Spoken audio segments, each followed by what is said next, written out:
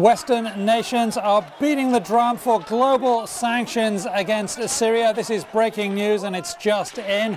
Welcome to Mean Street. I'm Simon Constable. Let's go straight out to Beirut, Lebanon, where Nour has the latest on this story.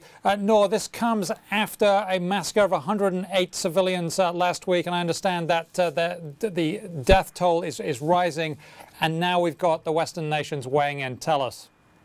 Yes, so Western nations at the Security Council right now in New York are discussing what could be the first global sanctions on Syria. There's no guarantees at all that this is going to materialize, even in the drafting of a draft resolution, because Russia has repeatedly said it objects that kind of action.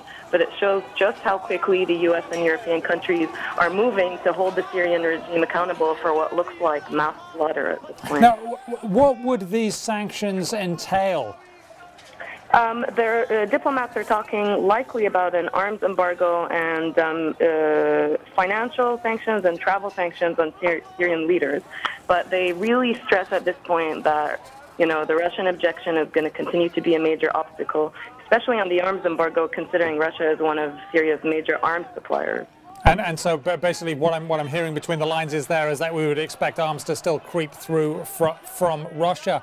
What would an embargo do? I mean, it seems to me that we keep hearing about embargoes on various countries like Iran, and things don't seem to change. Is there any expectation this will actually work? Well, for many months, Syria has already been under, a range of U.S., EU, and Arab League sanctions. And really, it's been a trickle effect in terms of cutting the regime off from its lifeline. It's been able to continue, getting funds from its allies, particularly Iran, allegedly Hezbollah in Lebanon, and arms through Russia. Global sanctions would definitely be a strong warning signal, though, and I think it would bring the regime under a new kind of psychological threat, at least. But there are others who argue that kind of action still is going to have a limited impact. So why is Russia against this? Presumably Russia cannot like the fact that civilians are being slaughtered, and they have been for months and months. Definitely, but I mean, for decades, Syria has been Russia's foothold in the Middle East. It's, home to the last remaining Russian naval base in the area.